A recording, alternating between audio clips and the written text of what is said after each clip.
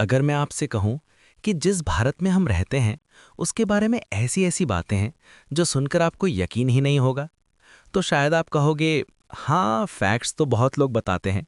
लेकिन आज जो फैक्ट्स आप सुनने वाले हैं वो सिर्फ मज़ेदार नहीं है। वो आपको भारत की असली ताकत, इतिहास, विज्ञान, संस्कृति, दिमाग, जुगाड़ और दुनिया पर असर, सब कुछ एक साथ दिखाएंगे। आज की इस वीडियो में हम बात करेंगे भारत के ऐसे शॉकिंग, अमेजिंग, अनबिलीवेबल और माइंड ब्लोइंग फैक्ट्स की जो शायद आपने पहले कभी इतने इंटरेस्टिंग तरीके से नहीं सुने होंगे। कुछ फैक्ट्स आपको प्राउड फील कराएंगे, कुछ फैक्ट्स आपको सरप्राइज करेंगे और कुछ फैक्ट्स ऐसे होंगे जिनके बाद आप सोचोगे, यार ये चीज़ तो हमें पता ही नहीं थी। तो वीडियो को आखिर तक ज़रूर देखिए, क्योंकि हर अगला फैक्ट पिछले से ज़्यादा मज़ेदार होने वाला है। नमस्कार दोस्तों, स्वागत है आपका। आज की इस वीडियो में हम जानेंगे भारत के बारे में ऐसे फैक्ट्स जो सिर्फ किताबों तक सीमित नहीं हैं, बल्कि history, science, culture, language, army, technology, geography, food, space, railway और डेली लाइफ सब कुछ कवर करते हैं। और मैं कोशिश करूंगा कि हर फैक्ट आपको ऐसे समझ आए जैसे कोई दोस्त बैठकर मज़ेदार तरीके से बता रहा हो। तो चलिए शुरू करते हैं भारत के ऐसे फैक्ट्स के साथ जो आपको हैरान भी करेंगे और प्राउड भी फील कराएंगे। भारत दुनिया का सबसे बड़ा लोकतंत्र है। सबसे पहले शुरू करते हैं उस फैक्ट से जिस पर हर भारतीय को गर्व होना चाहिए। भारत दुनिया का सबसे बड़ा लोकतंत्र है। मतलब सिर्फ पॉपुलेशन बड़ी होना ही बात नहीं है, बल्कि इतने बड़े देश में इतने अलग अलग धर्म, भाषाएं, खान पान, रीति रिवाज, सोच और जीवन शैली होने के बावजूद एक डेमोक्रेटिक सिस्टम को चलाना अपने आप में बहुत बड़ी बात है। आप सोचिए, जहां करोड़ों लोग वोट करते हैं, जहां हजारों कैंडिडेट्स होते हैं, जहां एक इलेक्शन पूरे कॉन्टिनेंट जितना कॉम्प्लेक्स हो सकता है, वहां डेमोक्रेसी को स्मूथली चलाना कोई छोटी बात नहीं। दुनिया के बहुत सारे देशों के लिए इंडिया एक एग्जाम्पल है कि डाइवर्सिटी के बावजूद यूनिटी और डेमोक्रेसी कैसे साथ चल सकती है। भारत का नाम इंडिया और भारत दोनों क्यों है? बहुत लोगों को ये बेसिक लगता है, लेकिन इसके पीछे हिस्ट्री है। इंडिया शब्द इंडस रिवर यानी सिंधु नदी से जुड़ा माना जाता है। जब बाहर के लोग इस क्षेत्र को पहचानते थे तो वे सिंधु नदी के आसपास की सिविलाइजेशन को रेफर करते थे। दूसरी तरफ भारत नाम पुराने भारतीय ग्रंथों और इतिहास से जुड़ा है। यानी मज़ेदार बात यह है कि हमारे देश की पहचान सिर्फ एक मॉडर्न पॉलिटिकल आइडेंटिटी नहीं, बल्कि हजारों साल पुरानी सिविलाइजेशनल आइडेंटिटी भी है। मतलब हम सिर्फ एक कंट्री नहीं, एक सिविलाइजेशन भी है। भारत में दुनिया की सबसे बड़ी डाक व्यवस्था है। आजकल लोग ईमेल, व्हाट्सएप और कुरियर के ज़माने में पोस्ट ऑफिस को हल्का समझते हैं, लेकिन सच ये है कि इंडिया की पोस्टल सिस्टम दुनिया की सबसे बड़ी सिस्टम्स में से एक है।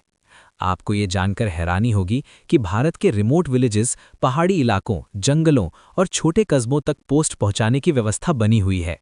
ये सिर्फ लेटर्स की बात नहीं है। पोस्ट ऑफिस ने इंडिया में बैंकिंग, आइडेंटिटी, सेविंग्स और कनेक्टिविटी में भी बहुत बड़ा रोल निभाया है।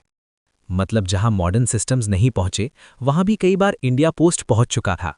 ये फैक्ट बताता है कि इंडिया सिर्फ डिजिटल नहीं, डीपली कनेक्टेड भी है। दुनिया का सबसे ऊंचा क्रिकेट स्टेडियम भारत में है। इंडिया में क्रिकेट सिर्फ खेल नहीं, एक इमोशन है। लेकिन क्या आपको पता है दुनिया का सबसे ऊंचा क्रिकेट स्टेडियम भारत में है? ये स्टेडियम हिमाचल प्रदेश में धर्मशाला में स्थित है। इतनी ऊंचाई पर क्रिकेट मैच देखना अपने आप में एक यूनिक एक्सपीरियंस है। सोचिए, एक तरफ माउंटेन्स, दूसरी तरफ ग्रीन ग्राउंड और बीच में क्रिकेट। यानी इंडिया सिर्फ क्रिकेट क्रेजी नहीं, क्रिकेट को खूबसूरत भी बना देता है। शैम्पू का कॉन्सेप्ट भारत से जुड़ा है। आज शैम्पू दुनिया भर में इस्तेमाल होता है, लेकिन शैम्पू शब्द की जड़ें भारत से जुड़ी मानी जाती हैं। ये शब्द हिंदी उर्दू के चांपो या चंपी जैसे शब्दों से जुड़ा हुआ माना जाता है, जिसका मतलब मसाज या दबाना होता है। यानी जो चीज़ आज मॉडर्न बाथरूम प्रोडक्ट बन चुकी है, उसकी जड़ें भारतीय परंपराओं में भी मिलती हैं। यानी इंडिया सिर्फ टेक्नोलॉजी नहीं देता, डेली लाइफ की हैबिट्स भी दुनिया को दे चुका है। भारत में इतनी भाषाएं हैं कि आप गिनते गिनते थक जाओगे। अगर कोई पूछे भारत की सबसे बड़ी ताकत क्या है, तो लैंग्वेजेस उनमें से एक जरूर होगी। भारत में सैकड़ों भाषाएं और हजारों बोलियां बोली जाती हैं। यानी एक स्टेट से दूसरे स्टेट जाओ तो सिर्फ खाना नहीं बदलता, बोली, लहजा, शब्द, एक्सप्रेशंस और पूरा कम्युनिकेशन स्टाइल बदल जाता है। लेकिन मज़ेदार बात क्या है? फिर भी समहाउ इंडिया कनेक्टेड रहता है।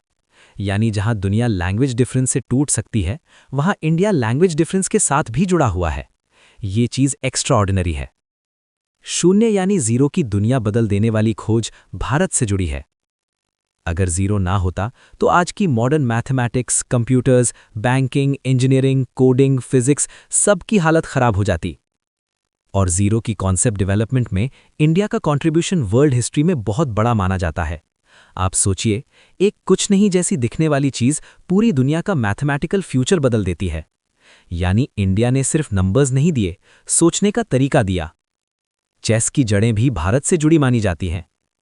आज चेस एक इंटरनेशनल इंटेलेक्चुअल गेम है, लेकिन इसकी रूट्स भारत के प्राचीन खेल चतुरंग से जुड़ी मानी जाती हैं। मतलब आज दुनिया जिस गेम को स्ट्रैटेजी, इंटेलिजेंस और पेशेंस का सिंबल मानती है, उसकी शुरुआत भी इस मिट्टी से जुड़ी है।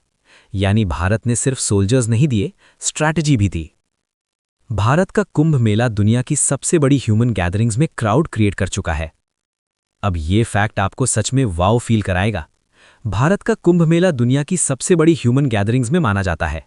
इतनी बड़ी संख्या में लोग एक ही इवेंट में एक ही कल्चरल स्पिरिचुअल पर्पस के साथ इकट्ठा होते हैं कि दुनिया भर के रिसर्चर्स, मीडिया और ऑब्जर्वर्स इसे क्लोजली स्टडी करते हैं। ये सिर्फ भीड़ नहीं, ये भारत की spiritual organization capacity, faith power और सिविलाइजेशनल कंटिन्यूटी का सिंबल है। मतलब कुछ चीजें सिर्फ इंडिया में ही पॉसिबल लगती हैं। भारत में दुनिया की सबसे बड़ी फैमिली में से एक पाई गई है। भारत में फैमिली सिस्टम बहुत यूनिक है और कई बार इतना यूनिक कि दुनिया हैरान रह जाए। भारत में ऐसी फैमिलीज के एग्जाम्पल्स रहे हैं जहां फैमिली मेंबर्स की संख्या इतनी ज्यादा रही है कि वो इंटरनेशनल क्यूरियोसिटी का टॉपिक बन गई।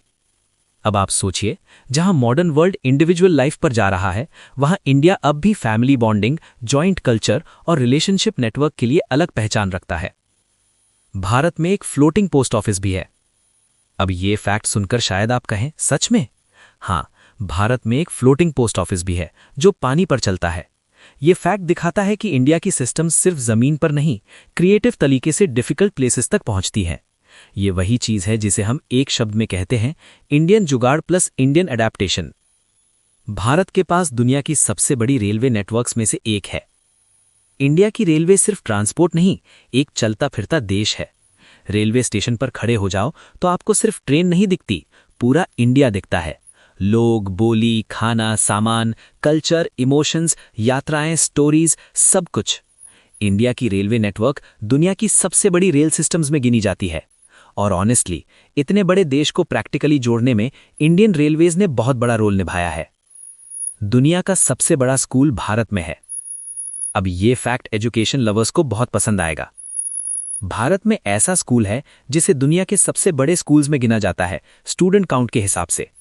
इसका मतलब सिर्फ साइज नहीं है, इसका मतलब यह है कि इंडिया में एजुकेशन की डिमांड और स्केल कितना विशाल है। ये कंट्री जितनी बड़ी है, उतना ही बड़ा इसका लर्निंग इकोसिस्टम भी है। भारत ने बहुत कम बजट में मंगल तक पहुंचकर दुनिया को चौंका दिया। अब आते हैं साइंस वाले फैक्ट पर, जो सुनकर हर भारतीय को प्राउड फील होना चाहिए।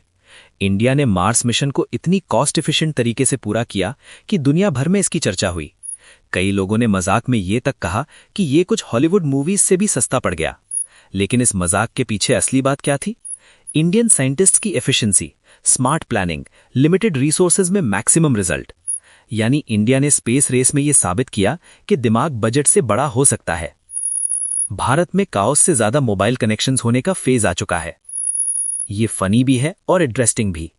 इंडिया ने इतनी तेजी से डिजिटल ग्रोथ की कि कुछ चीजें ट्रेडिशनल इंडिया से आगे निकल गईं। आज mobile phones, internet access, digital payments और ऑनलाइन सिस्टम्स ने इंडिया की इमेज को बहुत तेजी से बदल दिया है। मतलब एक तरफ पुराना इंडिया है जहां चौपाल, खेत, चाय और गली कल्चर है, और दूसरी तरफ नया इंडिया है जहां क्यूआर कोड, यूपीआई, स्मार्टफोन और रील्स कल्चर है। और मजेदार बात क्या है, दोनों इंडिया साथ साथ चल रहे हैं। यूपीआई ने पेमेंट की दुनिया बदल दी। अगर आप इंडिया में रहते हो तो शायद आपको अब कैश की उतनी आदत भी ना रही हो, क्योंकि इंडिया में डिजिटल पेमेंट्स का लेवल इतना हाई हो चुका है कि छोटे से छोटे दुकानदार तक क्यूआर कोड यूज करता दिखाई देता है। सब्जी वाला, चाय वाला, रिक्शा वाला, मेडिकल स्टोर, किराना शॉप, हर जगह डिजिटल पेमेंट पॉसिबल है।